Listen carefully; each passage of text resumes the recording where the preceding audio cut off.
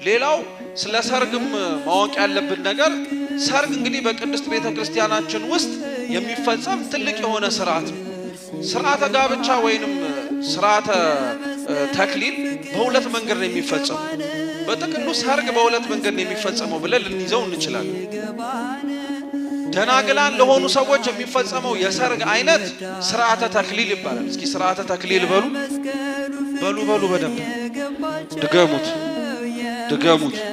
ስርዓተ ተክሊል ለማን የሚፈጸመው? እስኪ ደናግላን ለሆኑ በሉ ድገሙት። አሁንም ድገሙት። ደናግላን ለሆኑ የሚፈጸመው ጋብቻ ስርዓተ ተክሊል ይባላል።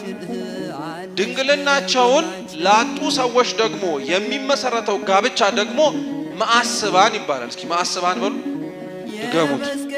ድገሙት። ሁለት አይነት የጋብቻ መንገድ ያለ መሃል ላይ ያለ የጋብቻ መንገድ ያለ ስርዓተ ተክሊል ድንግልናቸውን ለጠበቁ ምልክት እንዲሆናቸው ተክሊል ያደርጋሉ ወይንም ደግሞ አክሊልን ይደፋሉ።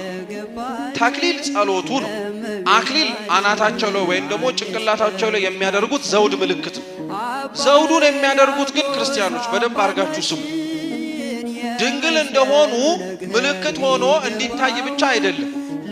አንደኛው ድንግልና ክብር ጠብቀውት እስከዚህ ዘመን ድረስ መድረሳቸውና መቆየታቸው ቀላል ነገር አይደለም። ምክንያቱም እንዳለንበት ዘመን ድንግልና የረከሰና የቀለለ ስለሆነ ማለት ነው። ሰው እድሜው ሲደርስ የሚያስበው 18 ዓመቱ ሲሆን እንደሚያወጣው የቀበሌ መታወቂያ የት ሄጄ ድንግልናዬን ልጣል።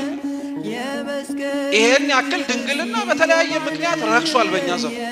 እነዚህ ሰዎች ግን እስኪያገቡ ድረስ በዚህ ህይወት ታምነው መቆየታቸው ያስመሰግናቸዋል። ሽልማት ነው።